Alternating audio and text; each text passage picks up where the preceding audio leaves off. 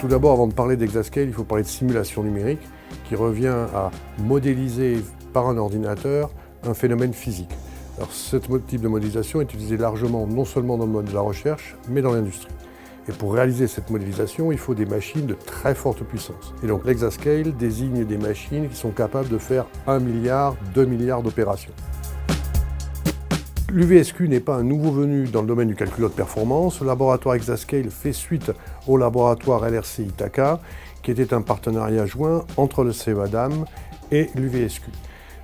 Donc, dû aux bons résultats obtenus, il a été décidé, et nous avons commencé à discuter, pour monter une collaboration, un partenariat public-privé avec Intel, GENSI, le CEA et l'UVSQ.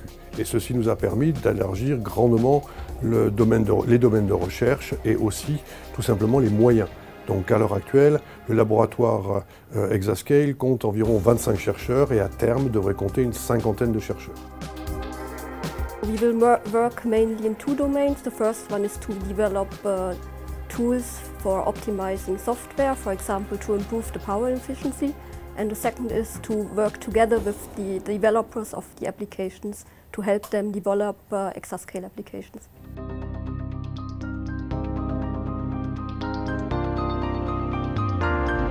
Dans nos objectifs, un premier point relativement important, c'est d'aider Intel à designer, à faire la conception des nouveaux circuits qui vont être dans les nouvelles générations de ces très grosses machines.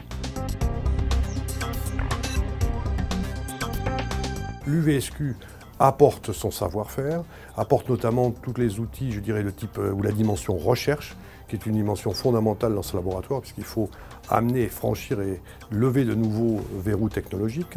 N'oublions pas aussi que le laboratoire comptera un grand nombre de doctorants, enfin un grand nombre, 40% environ des effectifs sont des doctorants, qui seront des doctorants de l'UVSQ. Je travaille dans tout ce qui touche à la mémoire. Donc comment est-ce qu'un processeur va dans la RAM et comment ça récupère de la mémoire et que ça la ramène au processeur. Donc comment, par exemple, prédire ce que va faire le processeur si on change par rapport à un des nouveaux processeurs qui va sortir. Moi, je travaille dans l'équipe des outils d'analyse de performance. En fait, ce sont des outils qui permettent de détecter les problèmes dans un programme. Ces problèmes-là, c'est ce qui cause le ralentissement en fait, des programmes sur une machine.